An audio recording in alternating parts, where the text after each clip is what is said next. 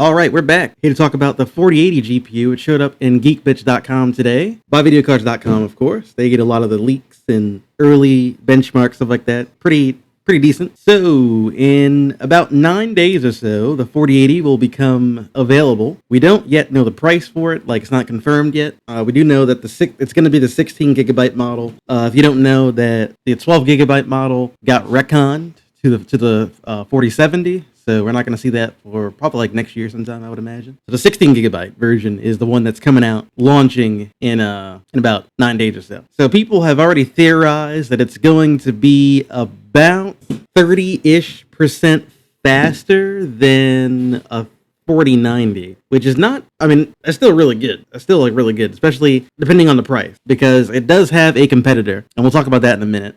But here are the early Geekbench scores. They did say that this is kind of a light test. Sometimes the fans don't even turn on for some of these tests. So this is kind of like, just to throw something out there. I'm sure the reviewers and other people will have the cards in their hands soon, so you'll know how it performs in games and everything. But it all depends on the price point of all this, because it does have a competitor. It's got two competitors to go against, the 7900 XT and 700 XTX. These are both coming in for 900 and 1000, and they have a lot of juice in them for at least competing against this card anyway. So we'll see how things sway. Okay, as soon as I was about to upload the video, videocards.com put another leak out about the RTX 4080, and this is an overclocked model, but this time they're using 𝗏𝘓 and 𝗏𝘓 Extreme, so it's a little bit more, you can kind of see the performance you're going to get. Now, this card is the overclocked model. As you can see, the frequency is near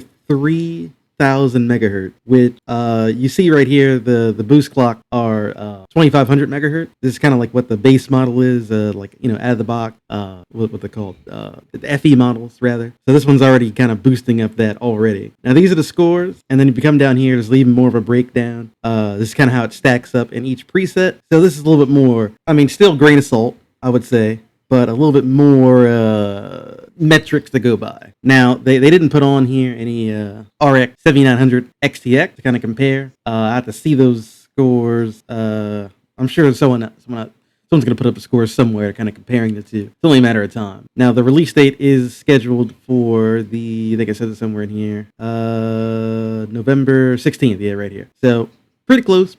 I would say definitely hold your horses on what you're going to, go to and buy, but from the numbers and metric, it looks like a pretty sizable bump from a 3090 Ti, like a 30-ish% bump, which it's not bad, depending on which test you look at anyway. It's definitely not bad, especially if you're gaming at 4K and 1440p. All that matters now is the price. What are these going to sell for? And the stock, of course, because, it doesn't matter. if you can't actually get your hands on them, it doesn't really matter too much, but we'll see. Cool. Yeah. All right. Now this, hopefully no other leaks come out. I'm trying to render the video right now. There's just some stat and two cards that aren't even released yet. So yeah, hopefully you guys have a good one. I'll see you on the next one.